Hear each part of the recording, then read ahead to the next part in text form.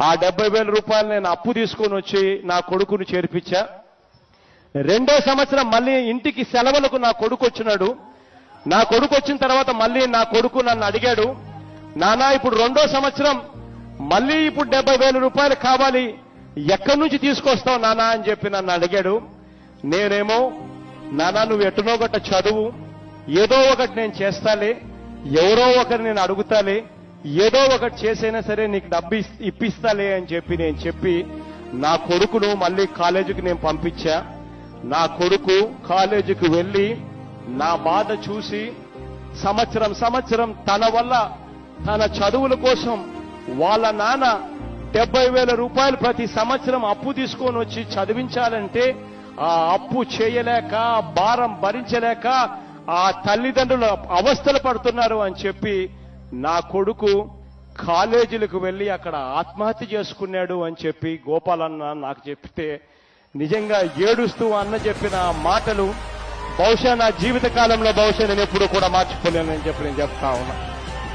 ఇవాళ ఆ రోజు ఆ మీటింగ్ లో జరిగేటప్పుడు కూడా నేను చెప్పా, గోపాలన్న కథ చెప్తూ కూడా చెప్పా.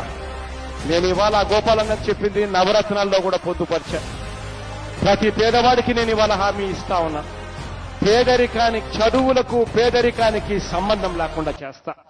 పేదరికం అన్నది పోవాలి అనంటే మన ఇళ్లలో నుంచి ఒకరు ఇంజనీర్ కావాలి, మన ఇళ్లలో నుంచి ఒక డాక్టర్ కావాలి, మన ఇళ్లలో నుంచి ఒకటి కలెక్టర్ వంటి పెద్ద చదువులు చదవాలి. ఆ చదువుల కోసం పేదరికం అడ్డు రాకూడదు. గోపాలన్నకు జరిగింది ఏ నాన్నకు కూడా, జయతండ్రికి కూడా జరగని విధంగా చేస్తానని చెప్తా ఉన్నాను.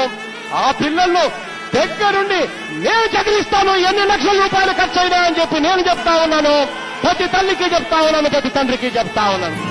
అంతేకాదు, చదివించడమే కాదు, ఆ పిల్లాడు వెళ్లి ఆ చదువుల కోసం హాస్టళ్లలో ఉండాలి. ఆ మెస్ ఛార్జీల కోసం, హాస్టల్ ఖర్చుల కోసం సంవత్సరానికి కనీసం 15,000 రూపాయలు ఖర్చు అవుతుంది. ఆ 15,000 రూపాయలు ప్రతి సంవత్సరం పంపించలేని పరిస్థితిలో కూడా చాలా మంది తల్లిదండ్రులు ఉన్నారు. ఆ ప్రతి తల్లికి, తండ్రికి, ఇద్దరికీ చెప్తా ఉన్నాను, మీ పిల్లలను చదివించడమే కాదు, ఎన్ని లక్షలైనా ఉచితంగా చదివించడమే కాదు, ఆ చదువుల కోసం, హాస్టల్ ఖర్చుల కోసం, మెస్ ఛార్జీల కోసం ప్రతి పిల్లాడికి సంవత్సరానికి 20,000 రూపాయలు ఇస్తామని కూడా హామీ ఇస్తా ఉన్నానని చెప్తా ఉన్నా.